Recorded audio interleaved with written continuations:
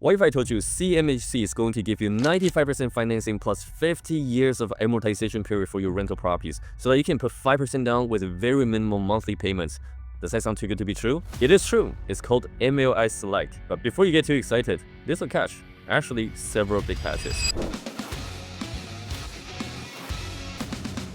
Hi, my name is Ping. I achieved that financial freedom in just 6 years using real estate, and today I'm gonna dive into CMHC MLI Select with you. Everyone is talking about it like this is a holy grail of a Canadian real estate investing, but is it actually worth it? I'm going to break down everything you need to know about this program based on my personal experience, so make sure you watch all the way until the end because you're going to get all the information to decide whether or not this may or may not be the golden ticket that everybody thinks it is. So first thing first, what is CMHC? CMHC stands for Canada Mortgage and Housing Corporation, and MLI Select is a scoring system for rental properties investors. With this program, you can get up to 95% financing, which means you only leave with a 5% down, and the payment term can stretch from 25 years all the way to 40 or even 50 years, which will effectively reduce the monthly mortgage payment. You can basically buy a property with a very minimal down, or you can do a refinance and gain majority of your capital out. It really sounds amazing on paper, but in reality, there's a lot of challenges that we all need to go through. So the number one thing that you need to know is that this isn't just any detached home that you can buy and qualify for this type of financing program. This has to be a multifamily buildings that actually meets a very strict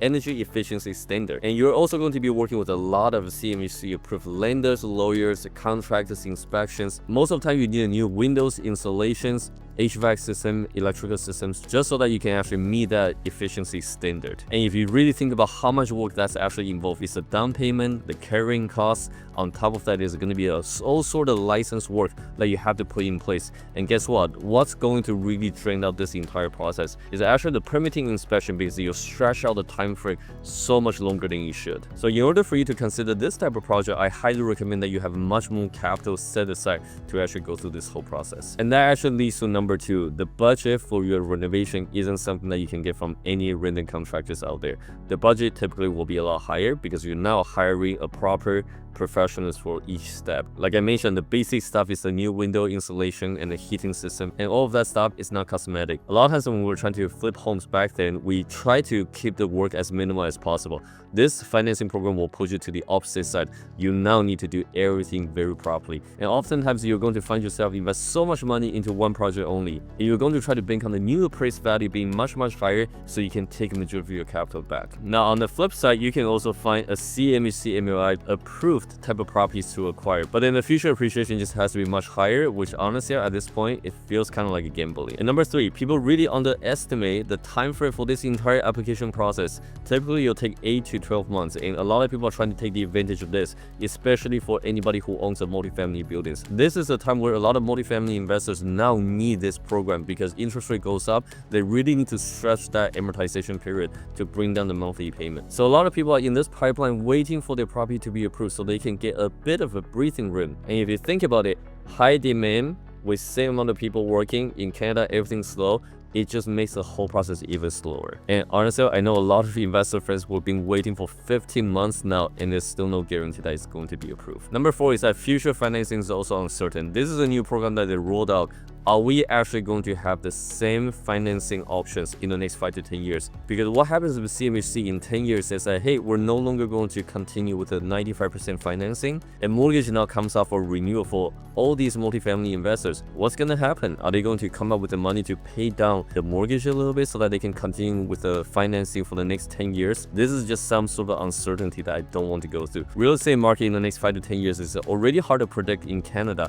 I certainly don't want to have that kind of stress in the next 5 to 10 years. And the worst part is that for some of these investors, if they really cannot come up with the capital, they're going to be forced to sell, which means the return on those hard work is all going to be wiped out. And that's really something I'm worried about. And number five is really the exit strategy for CMHC MLI Select in the next 5 to 10 years. It's great that we get 95% financing right now, we get majority of the capital, if not all of the capital back. It sounds like now the returns to infinity. But now what's our next exit strategy? You can't refi anymore because you're at 95%. You're waiting for the market to continue to appreciate. Even if there's a little bit more appreciation, it's still going to be hard for you to actually take that capital out. And that tells me that the next exit point is going to be selling the property.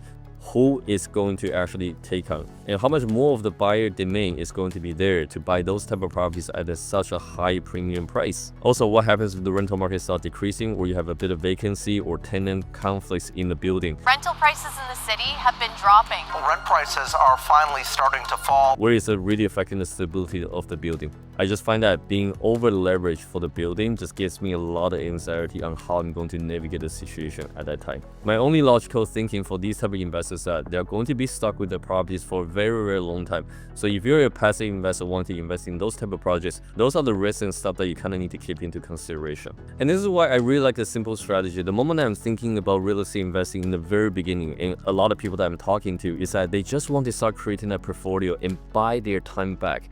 I don't want to get into a project where I need to put in so much more effort, go through all the process, and try to get that financing just so I can have a bit of breathing room. And it creates a future problem I still need to deal with in the next 5 to 10 years. I like to start building my portfolio in a way that's comfortable, a little bit more passive. And that's why I always say that simplicity actually scales better than complicated operation. CMHC MLI Select sounds like a great solution to our current Canadian market, but in my opinion, this is a temporary solution that will end up creating massive issues in the future. Our mental energy, our free time is actually worth way more. Let's get into a market that actually makes a lot more sense, way more affordable, doesn't require a complicated situation, so you can quickly build up that cash flow system without over leveraging yourself. So if you agree with me and you want to kind of get into the US market for a simple real estate investing strategy, I already got you covered. In the next video, I'll see you there.